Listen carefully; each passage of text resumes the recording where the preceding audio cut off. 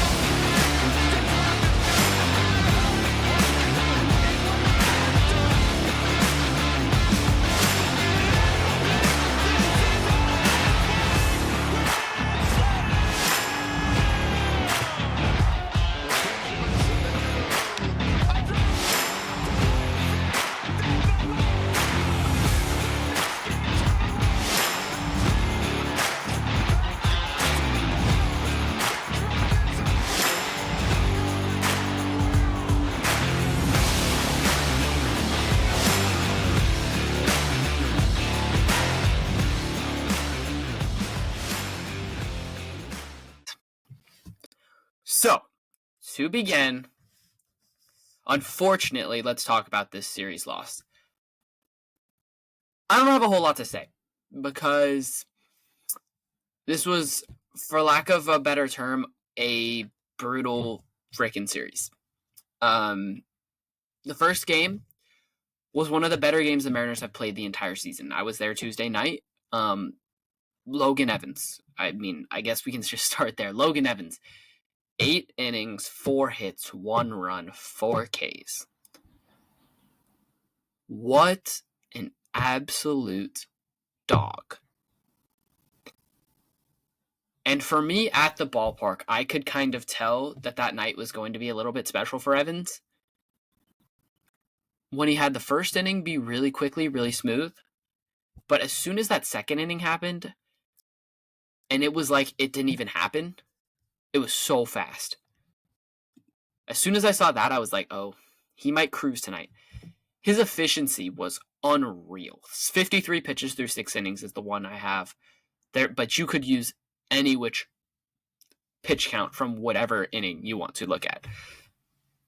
The guy was absolutely rolling. And at times it felt like, is he going to go complete game? And up until really that 8th inning, it felt like he was going to. I believe he was at 67 or 68 or something like that, heading into the 8th. And he had a little bit of a longer inning that inning. But I mean, if he had a quicker inning there, all of a sudden you're looking at a complete game potentially for Evans, which would have been unreal. I mean, to have that be the start of the homestand, start of the series would have been unreal. And even so, it felt like it was the perfect start to the homestand. I mean, Cal Raleigh that night, 2 homers, Julio with a homer, and a 3-hit game that night. I mean, you win 9-1. It's just a blowout. It felt like a huge just lift and vibes lift and lift in really every way after a brutal 4-game series in Houston where you lost 3 of the 4. And it felt like it was the perfect start to this series. You jumped on Mitchell Parker really early. You let him settle in a little bit, but then you still got him out before 5 full, I believe even. And then you had Logan Evans dealing. He was throwing his off-speed pitches for strikes. He got 5 called strikes on the cutter and the curve each, and 6 on the sweeper. His efficiency was unreal. You got Cal's 18th and 19th home runs. You got Julio, a home run. The 2 went back-to-back in the first inning. It felt like everything was going right.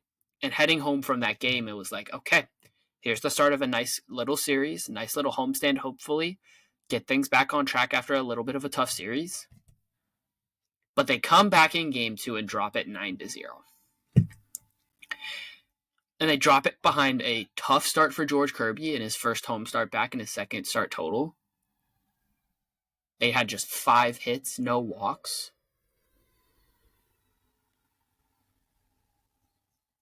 Yeah, shut out against a starter that's not very good and against a bullpen that's not very good. And that's where the biggest worry for me is with the National Series, is that not only was your offense bad, they were bad against bad pitchers. And when that happens, that's when there's a worry. The only positive from the second game is that Jackson Kowar came back from injury and was up to 98 with his fastball in a clean inning. Other than that, 0 positives for me in that game. Nothing. Just awful. I mean, you win game 1 handily, easily, one of your better games of the entire season. Just a complete game, pitching, hitting, offensively, defensively, everything. And you come back, get shut out against a bad pitcher, a bad team, a bad bullpen, and you give up 9 runs against a bad lineup. And yes, it's just George Kirby's second start back, and he's going to find it. And it's tough when you're facing an entire lineup of left-handed hitters, and your splits say that you're not as good against left-handed hitters, yeah. But that's not an excuse to drop a game 9-0. You couldn't even score a run. And then you headed into game 3 with Mackenzie Gore on the mound. You had Emerson Hancock. And you come back and you tie the game at 2. Or was that 2? I believe it was at 2. At 2, you go to extras and you give up 7 runs in the top of the 10th inning. Just don't even give yourself a chance. For me, the one takeaway from the series is that you dropped a series against a bad team at home. And if you want to be where you should be, playing in October, competing for the division, that's not something that you can do. And that's an obvious thing. Don't get me wrong, that is an obvious thing. But you cannot drop series against bad teams in general, but especially not at home. And for me, that's where the frustration comes from. That's where just a little bit of sadness even comes from, because it was right there for you. And you threw it away, threw away your opportunity, and now you have to go face a Twins team that's scrappy, that's very similar to you in many ways, but that has an elite bullpen. And for you, that's going to be a struggle. That bullpen for me scares me. The Twins bullpen is scary. Yohan Duran, Cole Sands, Griffin Jacks, Brock Stewart. These are guys with big strikeout numbers, with good numbers in general that are not going to walk you a lot. It's one of the top 5 bullpens in pretty much all categories in the entire league. That's scary because you now need to go win this series. Not just because you need to win every series, and you should win every series, but because you dropped a series against a bad team. And that's something you can't do. You're just not playing good baseball right now. They need to clean it up, specifically offensively. So as we move into this Twins series, I'm going to lead it off just by saying the number one thing that you can do in this series for me is play clean baseball, get runners on, limit your strikeouts, get some walks, get on base, put the ball in play, hit the ball hard, and pitch well. Give your team a shot. And that's going to come from the offense picking up the pitching sometimes, a little bit. And that's going to come from your pitching picking up your offense more often than not. And that's not just a thing for this series. But that has to happen. You get Bryce Miller back on Saturday. You need a good start from him. You get Wu, Miller, and Castillo. Go make that matter. You have to, because you need to win the series. You need to. So, to begin on that series, let's talk about the Twins offense. In terms of rankings, 23rd in home runs, 22nd in runs, 27th in walk percentage, 15th in strikeout percentage, 22nd in average, 24th in on base, 22nd in slug, 21st in WRC plus. They're 5% below league average there with a 95 WRC plus as a team this season. They get Byron Buxton back tonight. Carlos Correa, Royce Lewis have both struggled. There's potential for this Twins offense to wake up. And we saw the Mariners allow Nathaniel Lowe a little bit to wake up. And it seems like they've woken up the sleeping giant in Jose Altuve, who's now on a tear.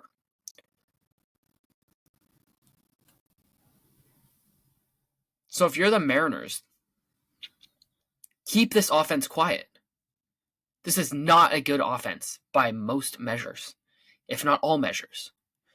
Go make it look like a bad offense. Go do what you're supposed to do. Go play clean baseball. Go throw strikes. Make them beat you. Do not beat yourself. And that's offensively, defensively, on the mound. That's in every facet of the game. Go win your ABs. Go win on the mound and challenge them. And let's go win a series, because you can win this series. You can beat any team in this frickin' league. You can beat anyone. So go prove that. Go be the team that you are and the team that you can be. Because why the hell not? We talked about it a little bit already, but the fear for the Twins with me is their bullpen. They are 4th in ERA with the bullpen, 2nd in FIP, 4th in Ks per 9. That's a fear. 1st in walks per 9, 4th in WHIP, 8th in home runs per 9. They have Yohan Duran as their closer, who is elite. 107 ERA, 9 saves, 3.99, 9.1 walks per 9, 10.66 Ks per 9. Cole Sands has been their setup man with a 2.28 ERA. You're going to be able to put the ball in play against him, as he only has a 6.85 Ks per 9 and a 2.28 walks per 9. But he's been very good. He hasn't gotten hard hit very much. And they have a bunch of other guys that are going to be able to get Ks against you. Griffin Jacks, 14.96 Ks per 9. Brock Stewart, 14.29 Ks per 9. These are dudes in their bullpen. They're going to strike you out. They're going to be difficult to hit. The question is, can you get them off their game, and can you work some walks and get some traffic and force them to throw high-stress pitches and get into the worst part of their pen? Because the top of their pen is very good, and they have a deep pen, but there are always holes in a bullpen. Can you go to get those holes and exploit those holes? Twins so far this year are 30-25. They're 6 games back currently of the Tigers in the AL Central, and they are a half game back of the first wild card, half game back of Cleveland and Houston. They won 13 straight at the start of May. They've been very hot and cold, similar to the Mariners, and they have the same record as the Mariners. So we will see what happens in this series. This is going to be a good series. We got 3 games to preview here. To begin, Zebby Matthews, Brian Wu. Matthews has 2 starts this year, 11 career starts. He's 25 years old. In his first start, he went 3 innings, 5 hits, 4 runs, 3 walks, 5 Ks. The second start, he went 4 innings, 5 hits, 2 runs, 1 walk, 9 Ks. He has some inflated numbers, but 40% K rate right now. He's mostly a 3-pitch guy, 53% fastball, 24% slider, 18% cutter. The fastball is averaging 96.6, slider 88.4, cutter 92.1. In terms of what these pitches are going to look like, you have a pretty flat cutter that is going to be able to be hit. Now, that said, if I'm the Mariners, I'm not trying to attack that cutter because of the velocity. If you can be on time to the fastball, you can be on time to the cutter and the slider. That's just how it's going to work. The cutter is just going to have some horizontal movement compared to the fastball, and it's going to be about 4.5 miles an hour slower than the fastball. The fastball will have some ride on it, and it's likely going to be used at the top of the zone quite a bit. So that's what I would look at, especially in the first couple ABs. If I'm looking at the start of the game, I'm looking at the first inning, I expect the Mariners to be aggressive. I expect J.P. Crawford, Jorge Polanco, Julio Rodriguez, Cal Raleigh, Randy Arozarena, all to attack that first pitch. And I would expect there to be at least I'd expect at least half of those to be fastballs at the top of the zone. So can they get that fastball to the top of the zone, and can they hit? the fastball at the top of the zone. That was something they were able to do in game 1 against the Nationals, was they were able to jump on the starter early. Can you do that again? And can you jump on him continually? Can you not take your foot off the pedal? The slider, it has some horizontal movement, not a whole lot. It basically plays as a cutter. It's not super overpowering at all, but that's going to be his put away pitch. That said, I think that what you should do is be attacking the fastball, and this is what I guess their approach is going to be like usual. But I'd expect fastballs to be attacked, especially up in the zone.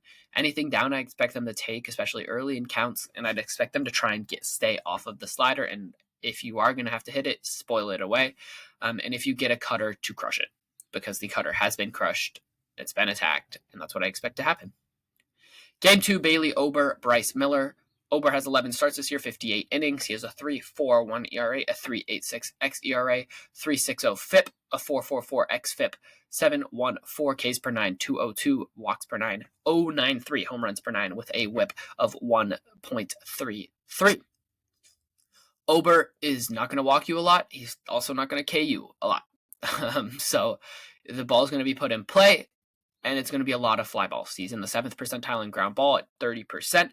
So you're going to see a lot of pulled fly balls, a lot of fly balls in general. I would look at left-handed hitters to be getting hits, to be pulling the ball, and see if you can get some out into right field.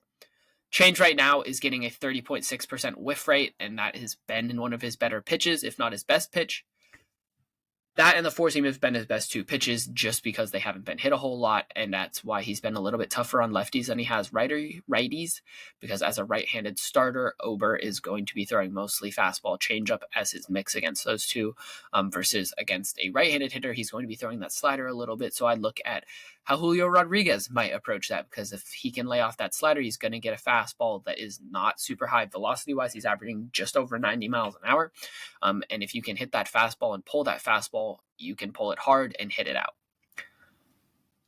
The slider has a 48.7% hard hit rate. So again, if it's in the zone, I expect them to hit it. Otherwise, I expect them to try and lay off. In terms of arsenal, he throws 37% four seam, 28% change, 17% slider, 9% sweeper, 5% curve, 3% sinker. Mostly it's going to be 3-pitch mix. And mostly it's going to be 2 against each. So it's mostly going to be four seam change, like we mentioned, against lefties. Mostly going to be four seam slider against righties. Like we said, he's limiting walks to a pretty good percentage. So you're going to have to put the ball in play. You're going to have to not chase. He's in the 94th percentile and chase at 35%. So can you avoid doing that? And yeah, that's what I got for you on Bailey Ober. Chris Paddack will be starting Sunday afternoon's game against Luis Castillo. He has 11 starts, 57 and a third innings, 3.92 ERA, 3.97 xERA, 4.31 FIP, 4.73 xFIP, 6.28 Ks per 9, 2.98 walks per 9, 1.10 home runs per 9, 1.20 FIP, 2.51 BABIP has been the lowest of his career. The thing with Paddack is that he has not gone deep into games. He's gone over 6 innings just twice, into 6 innings twice. Every other start has been 5 1/3 or less. He's had a lot of starts that have been 5 innings. So you're going to see the bullpen in those games. And that is, again, a good bullpen. So that's not necessarily a positive. But if you can work that bullpen and make it so that they have some guys down maybe in game 3, that can be a positive. Paddack has struggled against righties a little bit more this year, weirdly enough. Likely that is similar to Ober, and it's due to success with his changeup, struggles with the slider. Slider has a 2.94 average against 3.14 expected average against 7.06 slug. Big difference there. 6.30 X slug and just a 26% whiff rate. He struggled to get strikeout and whiff in general, especially, like I said, with that slider. He's also given up hard hit, as he's in the 26th percentile there. He's in the 17th for strikeout and 18th for whiff. He's also in the 22nd for average exit velocity, so he's giving up some hard hit, and that means that it's going to be higher exit velocity, so that does add up. The one thing, him and Ober are very similar in this, is that he's gotten chase, 82nd percentile in chase. The thing with Paddack is that he does have some home-away splits things. We talked about this in the Padres series with, I believe, Michael King and blanking on his name, but Nick Pivetta. We talked about that, how they were a lot better at home, and then the Mariners were able to jump all over them. So it'll be interesting to see this with Paddock. He's been worse away with a 4.70 ERA, and he's given up 5 homers and less Ks per nine at 5.87. Then at home, where his Ks per nine are 6.75, he's given up just 2 homers and an ERA barely over 3. The thing to watch for this weekend, obviously, is Bryce Miller returning. That's a big sign. The starters are all starting to get back. Logan Evans got sent down, so that's a little bit sad, especially after that 8-inning start. But you have some depth, which is something that you have not really had, and that's exciting in of itself. Thing for me with Miller's start tomorrow that I will want to watch is going to be upper rail fastballs. It's going to be velocity. It's going to be command. It's going to be looking to see if he has fixed anything that he struggled with and looking just sort of how he feels. And that's obviously going to come out in quotes after the game, but also just, again, that velocity I think is a big thing. The velocity and the command are big things for you to watch. Last little tiny thing is that Logan Gilbert had his first rehab start last night, which is a very good sign. I'd expect him to need at least 2 or 3 more until he's ready, but that is a good sign, and he's on track to returning. That's all for today. Thank you guys so much for tuning into episode 76 of On the Diamond and Into the Deep.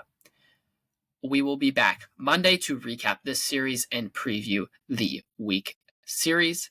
Thank you guys so much for listening. As always, go Mariners and peace.